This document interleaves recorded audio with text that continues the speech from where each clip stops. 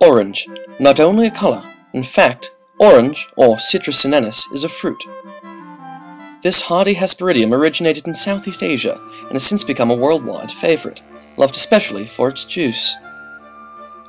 Davis St.Murphy is a professional orange juiceman, or orange juice investigator. I caught up with him at his office to ask him about the fruit and his current job at the grocery store. In the course of the evening, I was to learn more about orange juice than I ever thought possible. Murphy was a master, a citrus philosopher king happy to share his insights with me. But first, I had to meet him. Davis starts each day early, so I arrived at approximately 2 o'clock in the morning. Hey, sorry, You ready to get going? Yeah, let's do this. Start your day. Oh, you bet. You sleep well? Oh yeah, I sleep pretty well. Just got here a little early, fell asleep then? Yeah, I like to get here and be here early. Because, you gotta start the day. You gotta be ready to start the day. Hey, you can get in if you want. So I work in there, so sometimes I spend the night out here, just because you can get closer to where you work in the morning. It saves me the commute. So I can sleep in the back. I got a blanket. And if I move some of the other stuff out of the way, just sort of toss it in back. There's enough room. There's enough room. About how long would you say that you've been doing this line of work? Well, I've been interested since I was a little kid, because I like orange juice a lot. I have it in the morning, for my with breakfast, and also sometimes I have it at lunch too, because it's an anytime drink. So I was drinking orange juice for years, and I got older and I got more interested, and I started thinking, hey, where did this juice come from? And I did some research. It comes from oranges, which that would make sense.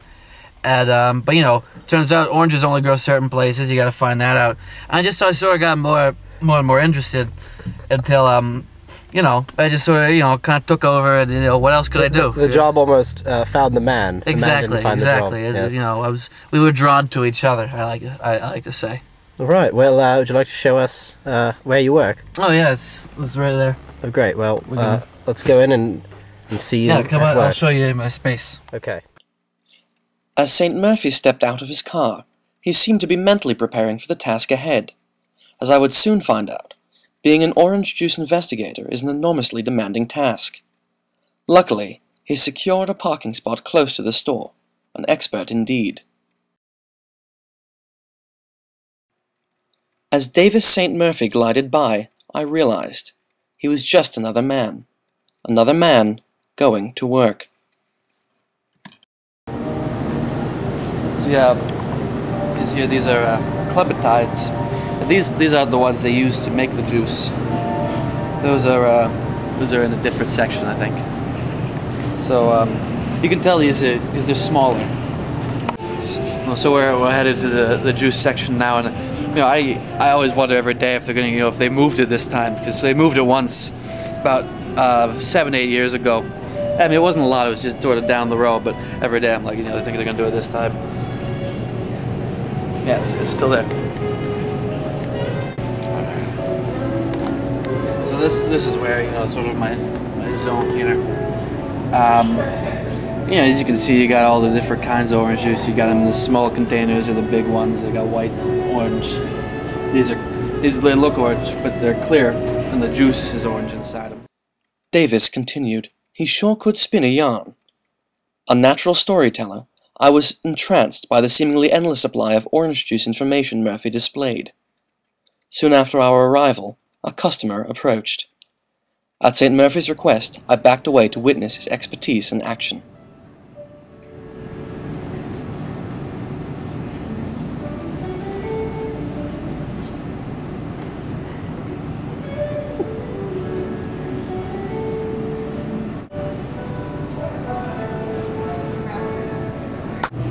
That guy just made a pretty rookie mistake there. I noticed he got 2 orange juices, one no pulp, one some pulp with calcium, And no, I don't know why I bought two. Maybe he's buying from many people.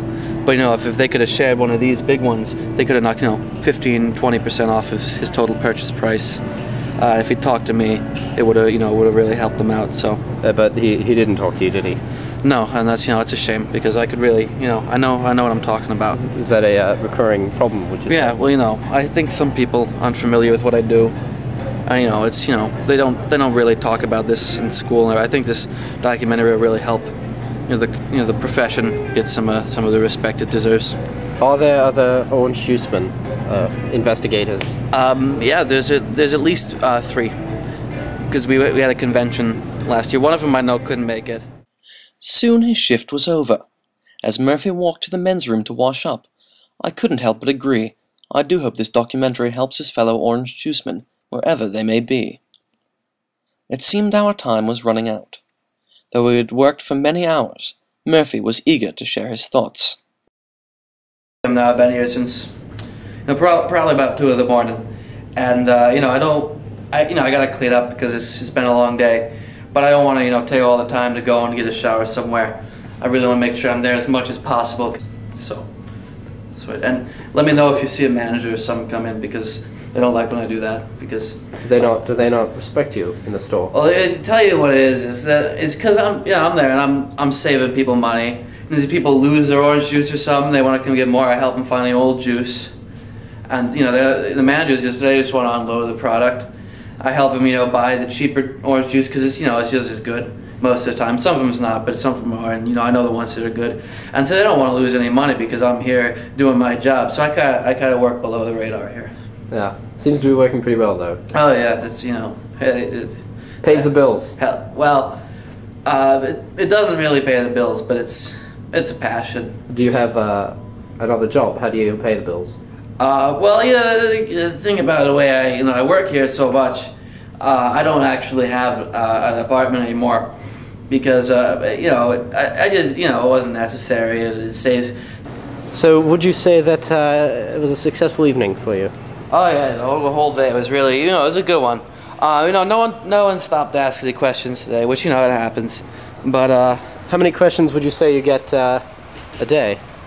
Well, if you don't count the people who work there, because they'll ask me some questions about what I'm doing or whatever, and I always explain it to them, and they'll laugh because I think it's because they know, because not many people do this, but they know it's a necessary thing. So they're, I think they're thankful.